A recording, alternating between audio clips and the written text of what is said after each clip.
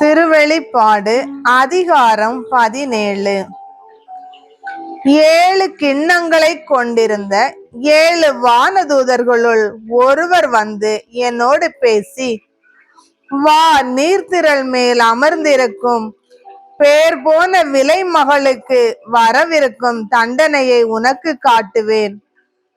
மண்ணுலகின் அரசர்கள் அவளோடு பரத்தமையில் ஈடுபட்டார்கள்.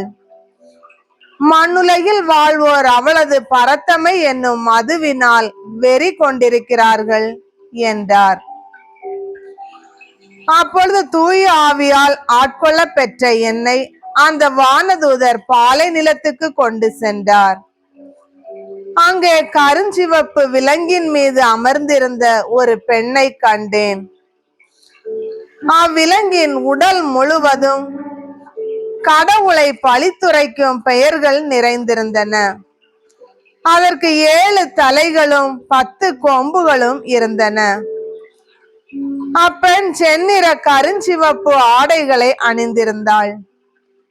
பொன், விலையுயர்ந்த கல், முத்து ஆகியவற்றால் அணி செய்யப்பட்டிருந்தாள். அவளது பரத்தமையின் அருவருப்பும் அழுக்கும் நிறைந்த பொன் கிண்ணம் அவளது கையில் இருந்தது.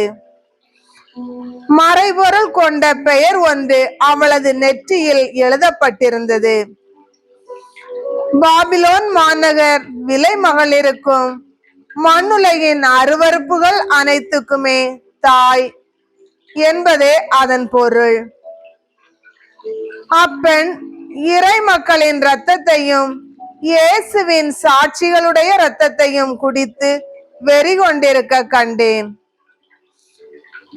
நான் அவளை கண்டபோது பெரும் வியப்பில் ஆழ்ந்தேன்.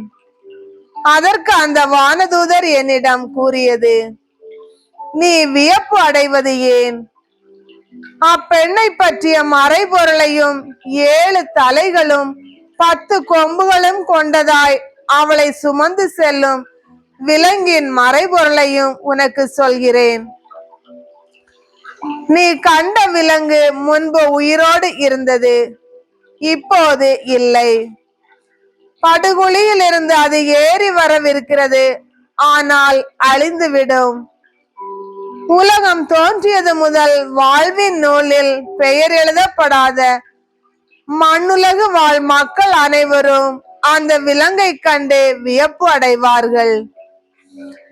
ஏனெனில் அது முன்பு உயிரோடு இருந்தது, இப்பொழுது இல்லை, ஆனால் மீண்டும் உயிர் பெற்று வரும். இதை புரிந்து கொள்ள ஞானம் தேவைப்படுகிறது. அந்த 7 தலைகளும் அப்பெண் அமர்ந்திருக்கும் 7 மலைகளை குறிக்கும், 7 அரசர்களையும் குறிக்கும். இந்த அரசர்களுள் 5 வீழ்ச்சியுறுவர்.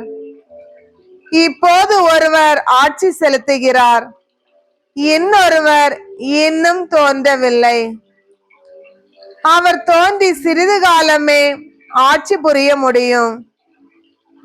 முன்பு உயிரோடு இருந்து இப்போது இல்லாத அந்த விலங்கு 8வது அரசரை குறிக்கும். அந்த 7 அரசர்களுள் ஒருவரான அவரும் அழிந்து விடுவார். நீ கண்ட 10 கொம்புகளும் 10 அரசர்களை குறிக்கும்.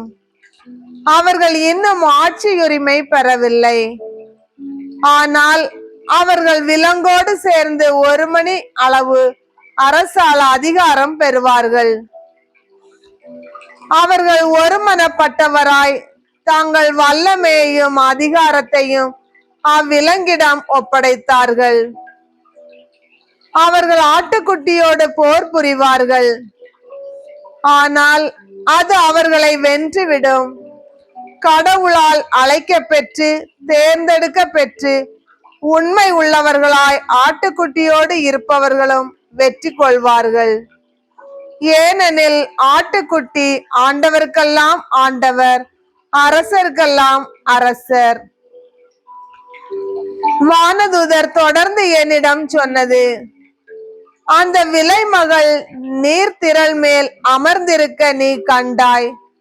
அந்த நீர்த்திரள் பல்வேறு இனத்தினர், மக்கள் கூட்டத்தினர், நாட்டினர், மொழியினர் ஆகியோரை குறிக்கும். நீ கண்ட 10 கொம்புகளும் விலங்கும் அந்த விலைமகள் மீது வெறுப்பு கொண்டு அவளிடமிருந்து அனைத்தையும் பறித்துவிட்டு அவளை பிறந்த மேனியாக்கும். அவளது சதையை தின்று அவளை நெருப்பினால் சுட்டெரிக்கும். ஏனெனில் கடவுள் தமது நோக்கத்தை நிறைவேற்றவே அந்நாட்டினரின் உள்ளங்களை தூண்டிவிட்டார். அவரது வாக்கு நிறைவேறும் வரை அவர்கள் ஒருமனப்பட்டவராய் தங்களது ஆட்சியை விலங்கிடம் ஒப்படைத்ததும் அதே காரணத்தினால்தான். நீ கண்ட பெண் மண்ணுலக அரசர்கள் மீது ஆட்சி செலுத்தும் மாநகர் ஆகும்.